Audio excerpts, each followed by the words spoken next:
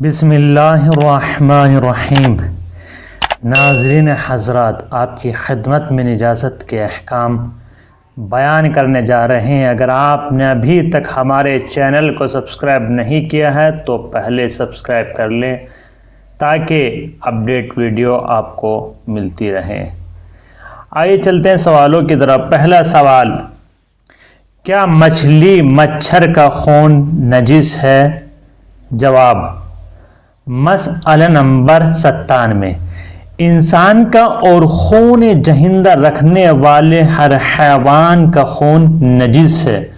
خون جہندہ کسے کہتے ہیں؟ جس حیوان کو ذبح کرتے ہوئے اس کا خون اچھل کر نکلتا ہو وہ خون نجس ہے۔ پس ایسے جانوروں مثلا جیسے مچھلی اور مچھر کا خون جو اچھل کر نہیں نکلتا پاک ہے۔ دوسرا سوال جو معمولاً کیا جاتا ہے، اگر مرغی کے انڈے میں خون نظر آئے تو وہ نجس ہے؟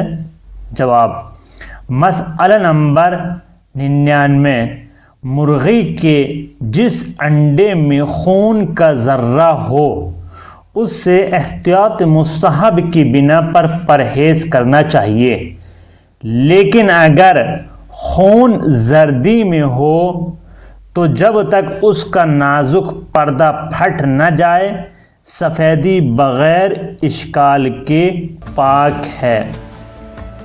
تیسرا سوال، اگر دانتوں میں خون نظر آئے تو اس کا کیا حکم ہے؟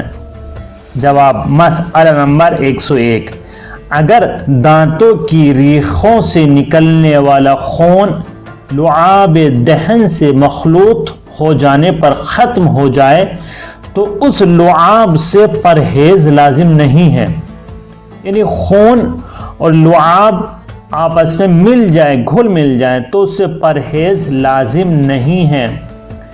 توجہ، مسئلہ نمبر 102، جو خون چوٹ لگنے کی وجہ سے ناخن یا کھال کے نیچے جم جائے، اگر اس کی شکل ایسی ہو کہ لوگ اسے خون نہ کہیں تو وہ پاک ہے، اور اگر خون کہیں اور وہ ظاہر ہو جائے تو نجس ہوگا۔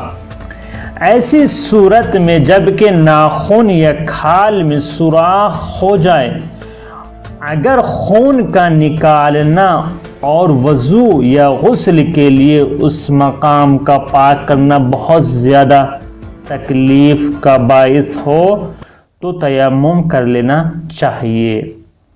حضرات، ایسی ویڈیو دیکھنے کے لیے ہمارا چینل سبسکرائب ضرور کریں اور شیئر کرنا نہ بھولیں تاکہ دوسرے افراد بھی احکام سیکھ سکیں۔